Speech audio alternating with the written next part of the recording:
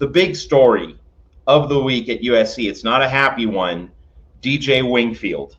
A lot to be said here. I'm not going to really give a preamble because I have a soapbox rant that I want to let loose with. But Ethan, your immediate reaction to DJ Wingfield being denied the ability to play for USC this fall? I just think it's such a bad look for the NCAA. I mean, because there's so many players that are in a similar situation that are getting to play. I mean, the news comes out just a couple days later that DJ Wingfield denied. There's also a UCLA receiver who's looking for an extra, in the same hearing was looking for a year of eligibility, denied. And then like 3 West Virginia players are allowed. And then also after that, the NCAA comes out and like tries to say that, they shouldn't get it because it like prevents younger, players from getting an opportunity and yada, yada, yada. Some, basically going on the whole amateurism thing again. And it's just a mess. It's a classic case of the NCAA not taking a hardline stance one way or the other and not, making it fair, because now it's what Lincoln Riley made a comment, and he basically said, like, based on what state you're in and what judge you have, that like one person's opinion kind of determines whether you get to play or not. And we've seen that play out with DJ Wingfield and that UCLA wide receiver, which, we root real hard against the Bruins over here, but, even kind of stepping out of that rivalry for a second, like he's somebody you feel bad for too, because, he's also watching his peers who are in the same situation not get to play.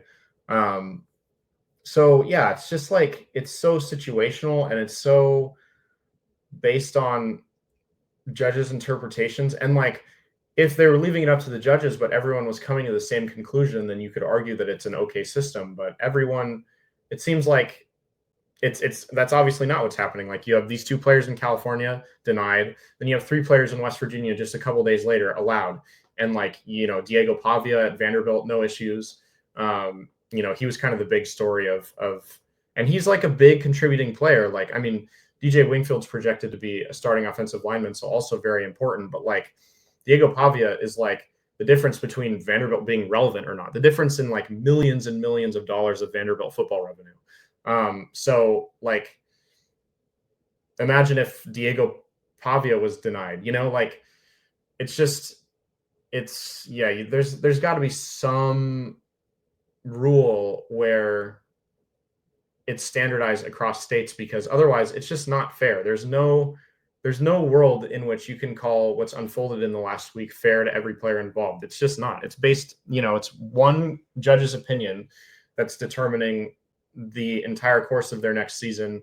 I saw something also too, that now like DJ Wingfield can't now just go pivot and try to sign with an NFL team. Like, he has to wait out a whole year of not playing football. He's had to kind of just like wait around for a decision, because again, there's no standardized rule. And now the decision is no. And so he could have like tried to enter the draft or try to make the NFL, but instead he's been like waiting and hoping, and I don't know. It's just a mess and it's unfair. And I really feel for the players, even outside of USC who are getting told no. So I think that the NCAA really does need to step in and for once just make it fair for everybody. But I don't think that they will. But I'm excited to hear your soapbox rant, Matt, because I'm sure it's informed by even more years of watching the NCAA's unfairness than mine. So excited to hear what you have to say. The NCAA making things fair for everyone? What kind of nonsense is that, right? The NCAA would never be fair to everyone. Like that just gonna elicit a lot of laughter in the room. All right, Ethan, you've laid down a very solid foundation.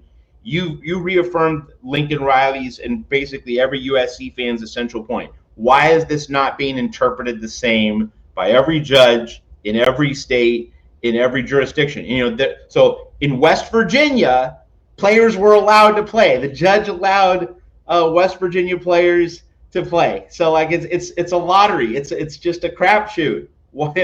Come on, that is just a transparent joke. So we've established that. Here are my two really big points. All right. First off, DJ Wingfield entered the transfer portal from Purdue. He was allowed to transfer from Purdue to USC.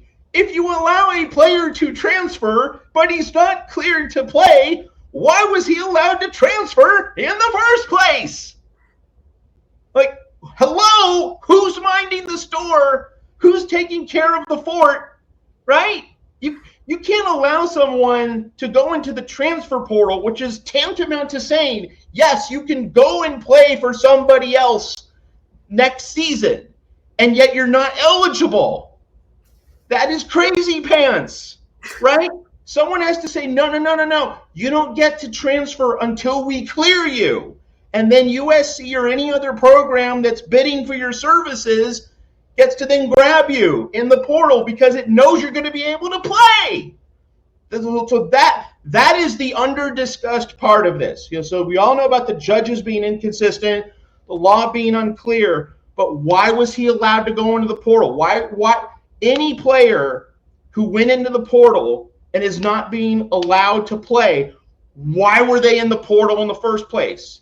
If they were never cleared to play, if it was never just obvious and set in stone, yes, you can play next season. So that is an absolute abomination, and it's really been a really under-discussed point of all this. Second part, apparently, from the way some analysts have talked, and I'm no lawyer, so I'm not going to try and be, well, I slept at a Holiday Inn Express last night, so I know the ins and outs of the law. I'm not going to be that guy, okay? But I've heard plenty of people say that the NCAA House settlement changed the landscape in this regard, okay? In terms of the rulings on certain players from certain situations, like if there's a JUCO dimension to all of this, as there is for DJ Wingfield, that will affect eligibility and the rulings and interpretations. Gosh, what were people spending time on in this settlement if they couldn't hash it out in a way that created very clear distinctions? So, I mean, you're making the point everything should have been standardized. Well, the people who were negotiating that settlement failed to reach the standardization. So, like, they dropped the ball. They were sloppy. They failed DJ Wingfield. They failed the UCLA receiver. They failed. And it just reinforces that there are no adults in the room to create that better, fairer playing field. It's just a failure on the part of so many different parties. If you're reaching a resolution, my God, you should be making that resolution, that negotiated agreement, so clear, so transparent that it doesn't have to get to a judge. It doesn't have to get into this thicket of litigation. So the people who hashed this thing out, they failed, and they need to be held accountable. Not that they will, of course, but like they deserve an absolute, thunderbolt of criticism for creating a settlement so unclear, so sloppy, developed in a pigsty, that it could not create the standardized realities that you were talking about. So, to reinforce what I was saying earlier about the transfer portal, USC was thinking, okay, there's this Purdue lineman we can get, and we're going to add him to our team. Like, that was just like, there's this pool of players that you can take from. There is the full expectation that you will be able to get that player.